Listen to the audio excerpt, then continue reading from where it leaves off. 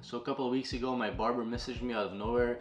He was like, hey bro, I have a bunch of old camera gear laying around. A lot of people are interested, but I want to give it to someone who will actually use it. Do you want to come take a look? So obviously I was super excited. Last week I went to his place to check out all the gear and I brought all of it home. Let me show you. So he ended up giving me these two huge bags full of camera gear. So this bag has 5 different cameras in it. They all have a lens attached to them, and this bag has 4 different lenses and a bunch of other stuff as well. So super crazy. Shout out to my barber Yuri from Jaws Barbershop in Boom. Let's get into it. I'm going to start with the cameras first, and I'm going to be ranking them from my least favorite to my favorite. Alright, so something else I failed to mention is that these cameras belong to my barber's girlfriend's father, and he was probably a hobby photographer. He told me when I was there, but I was so excited I was barely listening, so sorry bro. Anyway, this bag is super cool. It's made out of leather. I'm pretty sure this is real leather as well. I really like the design of this bag. It has these little compartments in it as well. You can strap your film camera in these ones and put your lenses in these ones as well. So it has a bunch of them. Super cool bag. Definitely using this for other stuff as well. Let me show you the first camera. So the first camera and my least favorite one is this Vivitar V2000.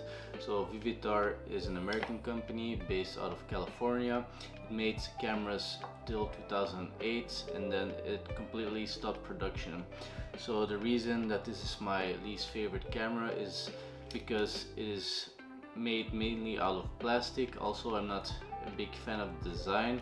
I'm more of a fan of the more classic metal SLR cameras, but besides that, this camera is in perfect shape. I'm sure it performs really well as well. It has a 35 to 70 on it, so I think this camera would be perfect for beginners. And the reason that I think that the original owner bought it and other people would buy this camera as well is because of the plastic. It is very light, so this would be a good camera to bring along when you have a long day of shooting, or maybe when you're even out traveling.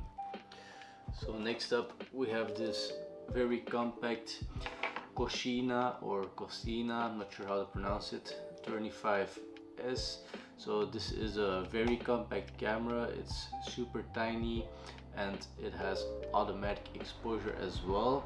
I will definitely end up using this one a lot because I was actually looking for a very compact camera with a f2.8 lens, and so happens that this one has a f2.8 lens on it. Cameras with f2.8 lenses this size are pretty expensive, and this one is super cheap. I think it's like 30 to 50 euros on eBay. So I will definitely bring this when I travel. Like I said, super small, so this is my main camera when I travel. It's a Fujifilm X-T30, and it's even a little bit smaller than that one, so it's super easy to slip this into a little bag or maybe a jacket pocket and bring it along when you travel. So next up we have this Minolta Himatic E. So this is a very compact rangefinder.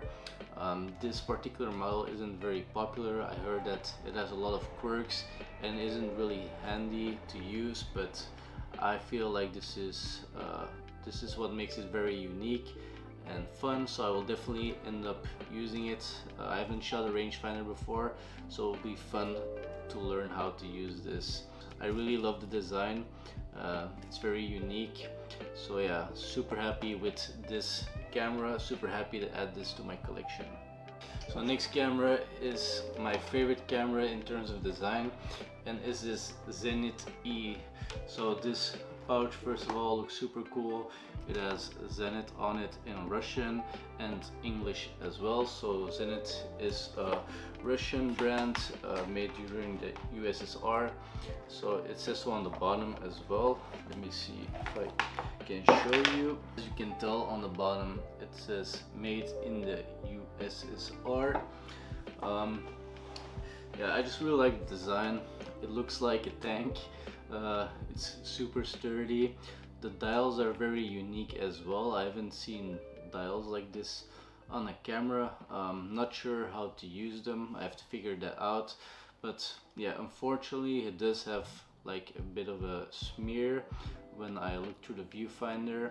I'm not sure why. I'm not a huge film expert, but I'm pretty sure this one cannot be used. Anyway, it still looks really cool, so this will be like a cool camera to put on a shelf. And that this is one of my favorite cameras is not just because of the design, but also because of the lens that is attached to it.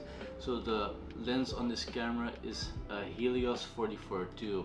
So this lens gained a lot of popularity the last couple of years because it was used in the Batman. So they filmed a couple of scenes using this lens, and this lens produces a very unique swirly bokeh. So I will definitely end up using this lens. I will make a different video on it as well. I'm going to be trying to shoot some portraits with it. I think it will look super cool. Last but not least, we have this Xenon CM3. So this camera was probably the original owner's most used camera, and I think it was also his latest camera. Reason being is because it still had film stuck inside, so they're still filming this camera. I'm going to finish shooting it and I'm going to get it developed. Then if there's any old images on it, I can give it to my barber's girlfriend and the original owner's wife. So I'm not sure if there's still anything good on it, we'll see. But yeah, I really like the design of this camera. It's very similar to what Nikon and Pentax would have made. This is more of the design of camera I'm into, so I will definitely end up using this one to just shoot film. So another reason that I know this was his most used camera is because all of the lenses in this bag here belong to this camera. So all of the lenses in this bag are also Xenon lenses. We have this 28 f2.8, then we have this 75 260, and we also have 135 f2.8. So all of these lenses, they look almost new, which is crazy. They all have a M42 thread on them.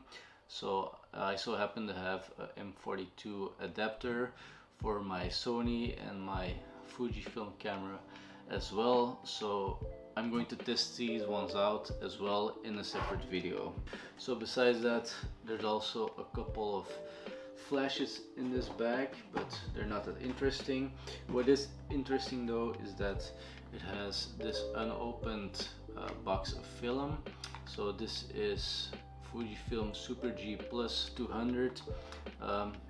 It expired in 1997, so yeah, it is expired, but yeah, that gives it a really cool effect. So I'm going to be shooting this as well. I'm not sure what I'm gonna shoot, but yeah, I'm going to shoot this expired film as well in another video. So yeah, that's pretty much all of the gear. Some really cool pieces in these bags. I hope you guys enjoyed the video, and I will see you in the next one.